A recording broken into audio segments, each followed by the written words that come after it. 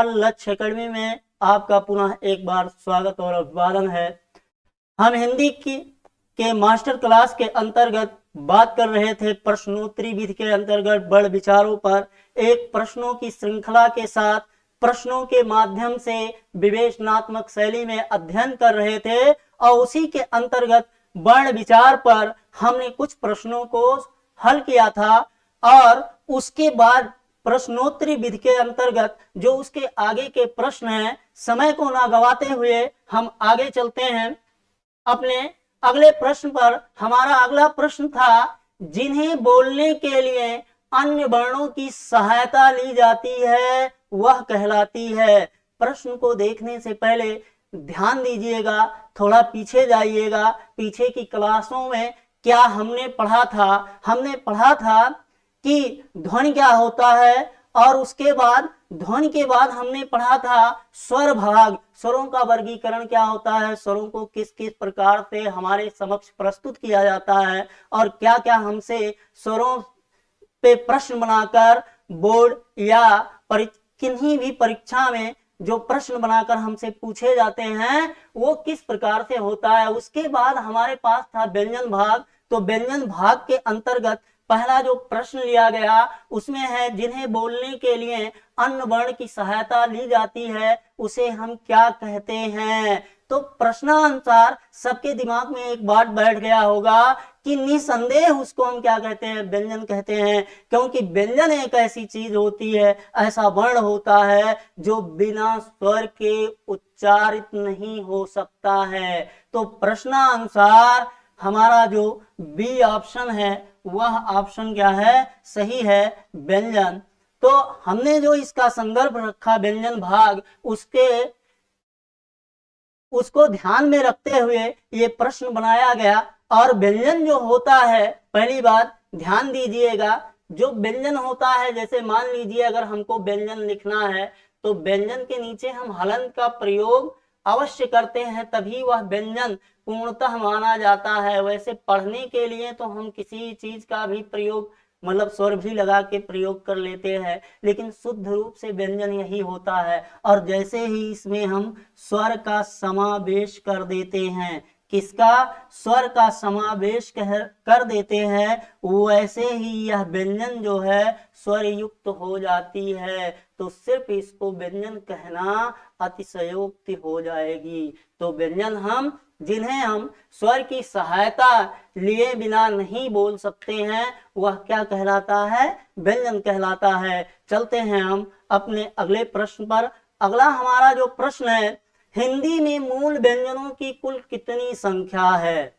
अब ज्यादा दिमाग मत लगाइएगा कि हमसे पूछा गया हिंदी में व्यंजन कितने हैं। और मार साहब आपने हमको बताया था हिंदी में कुल 52 वर्ण होते हैं और 11 का होते हैं, स्वर होते हैं। तो 52 में से हमने क्या किया, 11 को निकाल दिया तो कितना बच गया, 41। यानी सीधे हम उत्तर दे दें कि 41 व्यंजन होते हैं। जरा प्रश्न को फिर से पढ़िएगा, हिंदी में मूल व्यंजनों की संख्या, मूल कितने होते हैं।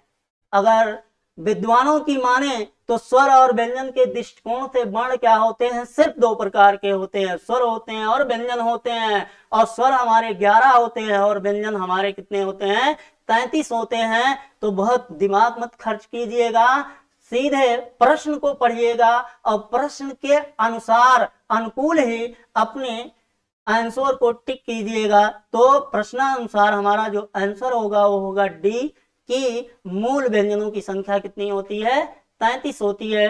चलते हैं हम अब अपने अगले प्रश्न पर। अगला प्रश्न है, निम्न में वर्गीय व्यंजन कौन सा है। निम्न में वर्गीय, पहले तो ये जानना होगा कि आखिरी वर्गीय कहा कौन जाता है। ये जानना होगा कि वर्गीय वर्ण हम किसे कहते हैं, वर्गीय। तो आपने सुना होगा का वर्ग, चा वर्ग, टा वर्ग, ता वर्ग, और सुना होगा आपने पा वर्ग। इसको ध्यान में जरूर रखिएगा क्योंकि अगर आप वर्ग और वर्ण का अंतर नहीं कर सकते हैं तो आप संधि नहीं पढ़ पाएंगे। आपको ये पता होना चाहिए कि अगर वर्ग कहा जा रहा है तो का में आने वाले जितने 5 वर्ण होते हैं, जितने 5 वर्ण होते हैं उन सभी वर्णों को क्या कहा जाता है? का वर्ग। यानी क ख ग घ ङ ये पांचों वर्ण मिल करके का वर्ग का निर्माण करते हैं। तो ऐसे हमारे 5 वर्ग होते हैं और पांचों वर्ग को क्या कहा जाता है? वर्गीय। क्या कहा जाता है? वर्गीय। इनका एक नाम और होता है अस्पर्श, स्पर्श व्यंजन। स्पर्श व्यंजन आपने सुना होगा। और इनका एक और नाम होता है पंचवर्ग। क्या कहा जाता है? पंचवर्ग। पंचवर्ग। तो आप जानते ही हैं कि पंचवर्ग के अंतर्गत हमारे का वर्ग, चा वर्ग, टा वर्ग, ता वर्ग और पा वर्ग आते हैं। अब ये पूछ रहा है कि इन पांचों वर्गों में से इन जो 4 हमें ऑप्शन मिले हैं, इन चारों ऑप्शनों में से कौन ऐसा वर्ण है जो पंचम वर्ग के अंतर्गत आता है, यानी वर्गीय व्यंजन में आता है। तो हम आएंगे हुआ, ये अंतस्थ वर्ण है, हा अंतस्थ वर्ण है, सा भी क्या है? ये ऊष्म वर्ण है। हा ऊष्म वर्ण है, वह अंतस्थ वर्ण है, सा ऊष्म वर्ण है। लेकिन जो ये ड़ा है, सी ऑप्शन, ये क्या है? ये ना तो अंतस्थ वर्ण है ना तो ऊष्म वर्ण है। यह क्या है? वर्गीय वर्ण या स्पर्श वर्ण के अंतर्गत आने वाला है। चलिए चलते हैं अपने अब अगले प्रश्न पर। अगला हमारा प्रश्न है ला वर्ण किस प्रकार का वर्ण है? ऐसे क्वेश्चन हमसे बहुत पूछे जाते हैं। ये प्रश्न में नहीं पता होता कि वो पूछना क्या चाह रहा है, लेकिन जब हम उसके ऑप्शन देखते हैं तब हमें पता चलता है कि आखिर वो पूछना क्या चाह रहा है। आखिर भाई आप हमसे पूछ रहे हो ला वर्ण किस प्रकार का वर्ण है, तो किस प्रकार का मतलब क्या? वो व्यंजन भी हो सकता है, स्वर तो है नहीं, ठीक है, वो स्वर युक्त है कि नहीं है, आप क्या पूछना चाह रहे हो स्पष्ट नहीं है। लेकिन जब हम प्रश्न उसके ऑप्शन पर दृष्टि डालते हैं तो हमको मिलता है कि हमसे पूछा गया क्या ऊष्म वर्ण है, क्या ला ऊष्म है, क्या ला अंतस्थ है, क्या ला स्पर्श है, या इनमें से कोई नहीं है। तो ऊष्म वर्ण ये है नहीं, क्योंकि आपको पता है ये श, श और हा ये ऊष्म होते हैं। अंतस्थ कौन होता है? या वा रा ला। ठीक, तो अस्पर्श कौन होते हैं? ये पंचीय वर्ग। तो प्रश्नानुसार हमारा जो बी ऑप्शन है यह ऑप्शन सही हो जाता है। ठीक है, अब आते हैं हम अपने अगले प्रश्न पर। प्रश्न नंबर 25 यह कह रहा ऊष्म वर्ण कहलाता है। अगर आपने सिर्फ भूमिका को दृष्टि में रखकर, दिमाग में रख के अगर आपने पढ़ा है, आपको अंतस्थ पता है, ऊष्म पता है, स्वर पते हैं कौन कौन होते हैं, वर्गीय वर्ण पता है, तो बहुत सारे ऐसे क्वेश्चन होते हैं जो आपको देखते ही वो पता चल जाता है। और हर प्रतियोगी परीक्षा में ये ऐसे क्वेश्चन हमारे समय की बचत करते हैं और बहुत ज्यादा बचत करते हैं। तो ऊष्म वर्ण कौन होता है आपको कहलाता है, दिया है श र टा या। तो स्वाभाविक बात है जो दंत सा, मूर्धन्य सा और तालब सा और हा होते हैं वो ऊष्म वर्ण कहलाते हैं। तो प्रश्न अनुसार हमारा ए ऑप्शन जो है वह सही है। ठीक है, चलते हैं हम अब अपने अगले प्रश्न पर। अगला हमारा प्रश्न है कंपन के आधार पर व्यंजन कितने प्रकार के होते हैं? अब थोड़ी समस्या वाली चीज, जब आप किताब, मार्केट की किताब लाते हैं तो मार्केट में आने वाली जो किताबें होती हैं वो सारी किताबों में किसी एक शब्द को से किसी भी बिंदु को परिभाषित कर दिया जाता है। लेकिन आए दिन जो परीक्षाएं होती हैं बस शब्द को परिवर्तित कर देते हैं, और अगर उस हम आंसर जानते हैं लेकिन हम उस शब्द से परिचित नहीं होते और वो चीजें हमसे गलत हो जाती हैं। तो कंपन के आधार पर व्यंजन कितने प्रकार के होते हैं? कंपन माने होता है घोष। कंपन माने क्या होता है? घोष। यानी घोष के आधार पर व्यंजन कितने प्रकार के होते हैं? तो कंपन लिख लीजिएगा या घोष लिख लीजिएगा, कंपन या घोष। घोष माने होता है नाद, मतलब आवाज, घर्षण होना। ठीक, कंपन से पता ही है कि घर्षण होना। ये दो प्रकार के होते हैं। एक पहला होता है अघोष, जो आप जानते हैं, उससे परिचित कर रहे हैं। क्या होता है? अघोष होता है, इसी अघोष को जाना जाता है आकंपन के नाम से, आकंपन। और दूसरा जो होता है वो होता है, हिंदी में इसको सघोष बोलते हैं, संस्कृत में इसको घोष बोलते हैं। ठीक है, और इसी सघोष को क्या कहा जाता है? कंपन वर्ण, कंपन या कंपित वर्ण। ठीक है, अब प्रश्न ये उठता है कि हमारे हिंदी में व्यंजन भाग पढ़ रहे हैं, ध्यान दीजिएगा। जो हमारा ये हिंदी है उसमें 33 व्यंजन जो हमारे हैं, 33 ही व्यंजन है, उसी व्यंजन को पढ़ रहे हैं। तो उन व्यंजनों में अघोष या अकंपित वर्ण कौन होते हैं? तो पहले हम आघोष को पता लगा लेते हैं। जब अब आपके पास आएगा वर्ग या वर्गीय वर्ण, तो जो हमारे वर्गीय वर्ण हैं, वर्गीय वर्ण, ध्यान दीजिएगा, उन वर्गीय वर्णों में से हर वर्ग का पहला और दूसरा जो अक्षर होता है, वर्ण होता है, वह क्या होता है? अघोष होता है। जैसे हमने पढ़ा का वर्ग, ठीक है, का वर्ग अभी पढ़ा था, चा वर्ग पढ़ा, टा वर्ग पढ़ा, ता वर्ग पढ़ा, पा वर्ग पढ़ा। तो का वर्ग में का, ख, ग, घ, ङ होगा। तो ये कह रहे हैं अपने वर्ग का पहला दूसरा अक्षर, यानी क और ख। ठीक है, ये अब ध्यान दीजिएगा कि कौन वर्ण जो होते हैं वो अघोष होते हैं। तो अपने वर्ग का पहला दूसरा, का के बाद च, छ, ठीक है, फिर आया ट, ठ, फिर आया त, थ, फिर आया प, फ। ठीक है, अगर आपका मतलब मैथ बहुत अच्छा है तो वर्ग आप 5 जान रहे हैं, तो 5 दूना 10 कर लीजिए। 10 वर्ण ये हो गए। उसके बाद ऊष्म जो व्यंजन होते हैं, उन ऊष्म व्यंजनों में से 3, कौन 3? तालव्य सा, मूर्धन्य सा और दंत सा। ये 3, यानी 5 दूना 10 वर्ग के आधार पर 10 वर्ण ये और 3 वर्ण ये। ठीक, 10 3 13, 13 वर्ण जो होते हैं वो अघोष होते हैं। बाकी जितने वर्ण बचते हैं वो सभी वर्ण क्या होते हैं? सघोष के अंतर्गत आते हैं। इसको ध्यान में रखिएगा। सभी व्यंजन, सभी व्यंजन, कौन सभी? ऐसा मत करना कि सभी व्यंजन लिख दिया तो भी वहीं जोड़ लीजिए, ऐसा मत कीजिएगा। इसके बाद जो सभी बचते हैं वो सभी व्यंजन, और उसके बाद एक चीज और ध्यान रखिएगा, स्वर। सभी स्वर क्या होते हैं? सघोष होते हैं। तो प्रश्नानुसार कंपन के आधार पर व्यंजन कितने प्रकार के होते हैं आप देख रहे हैं, चार्ट पे बन गया है वो। और ऑप्शन हमको जो मिल रहा है वो ऑप्शन हमारा क्या है? ये 2 प्रकार के होते हैं। चलते हैं अपने अगले प्रश्न पर।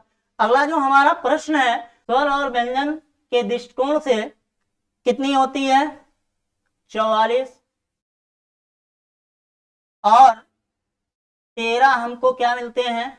अघोष वर्ण। 13 उसमें से घटाएंगे तो कितने हो जाएंगे? 31 वर्ण।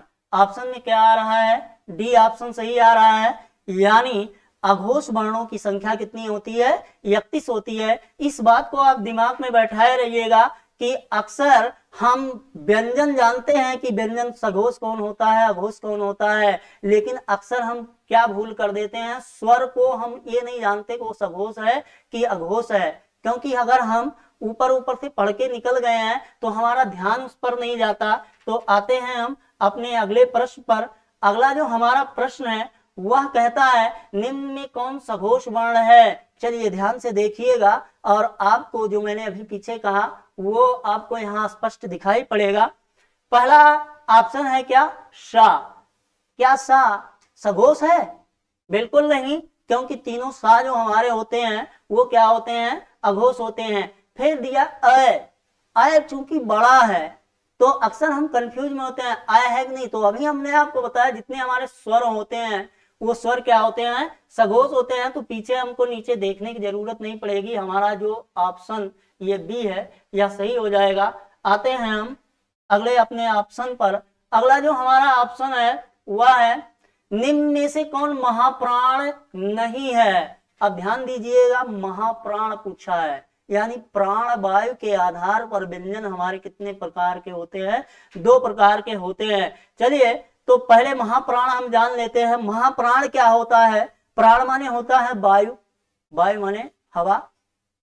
जो हम वायु ग्रहण करते हैं, जिस वर्ण को बोलने में हमारे अंदर की पूरी प्राण वायु समाप्त हो जाती है, मतलब अगर अल्पता से देखें तो अधिकता उसकी ज्यादा होती है उच्चारण करने में, उसी को हम महाप्राण वर्ण कहते हैं। तो ये बोल रहा है कि महाप्राण वर्ण कौन नहीं है। अब बोलेंगे हम ठा, तो अगर हम ठा बोल रहे हैं तो हमारी वायु जो पूरी एनर्जी होती है वायु की वो पूरी चली जाती है। अगर हम बोल रहे हैं अ, कितना जोर से आप अ बोले, लेकिन अगर दोनों वर्णों में आप महसूस करेंगे तो ठा बोलने में वायु बहुत ज्यादा हमारी बाहर निकल जाती है, और जो अ बोलने में उतनी प्रेशर से या उतनी ज्यादा मात्रा में वायु नहीं निकलती है। तो जिसमें ज्यादा निकलती है वो महाप्राण होता है, जिसमें कम निकलता है वो क्या होता है?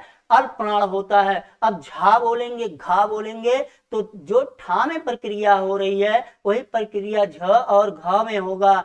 औ जो है वह औ में वो प्रक्रिया नहीं हो रही, इसलिए ये जो बी ऑप्शन हमारा है ये सही है। अगले ऑप्शन में इस पे विशेष चर्चा करेंगे। चल रहे हैं अपने अगले प्रश्न पर। अगला जो हमारा प्रश्न है वो है प्राणवायु के आधार पर वर्णों के भेद होते हैं। अब ध्यान से सुनिएगा, प्राणवायु माने अभी मैंने कहा प्राणवायु क्या होता है? प्राणवायु के आधार पर जो हमारे वर्ण होते हैं, ठीक, पहले हम लिखेंगे प्राणवायु। प्राणवायु के आधार पर व्यंजनों को 2 भागों में पहले हम बांट लेंगे, क्योंकि हम व्यंजन पढ़ रहे हैं। तो पहले हम लिखेंगे अल्प प्राण, फिर हम लिखेंगे महाप्राण, ठीक। यानी प्राणवायु के आधार पर हमारे जो व्यंजन होते हैं वो 2 प्रकार के होते हैं, अल्प प्राण और महाप्राण। तो पहले हम देखते हैं महाप्राण वर्ण हमारे कितने होते हैं, जिसमें जिस वर्ण को बोलने में हमारी वायु और एनर्जी सबसे ज्यादा लॉस होती है उसी को हम महाप्राण कहते हैं। तो ये जो होता है अपने वर्ग का, अभी मैंने बताया वर्ग, अगर आपने वर्गीय व्यंजन पढ़ा है और आपको ये पता है कि का वर्ग, चा वर्ग, टा वर्ग, पा वर्ग को हम वर्गीय व्यंजन मानते हैं, तो वो कह रहा है अपने वर्ग का दूसरा और चौथा वर्ण, यानी अपने वर्ग का दूसरा, अपने वर्ग का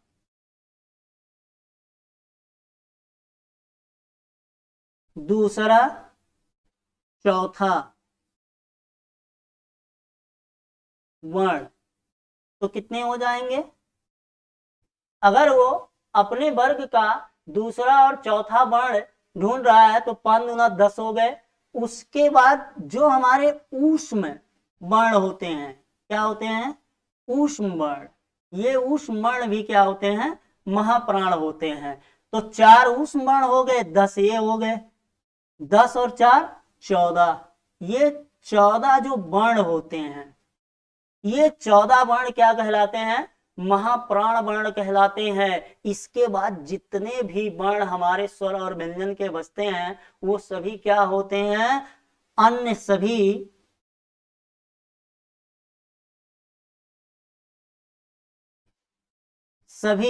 वर्ण अल्प प्राण होते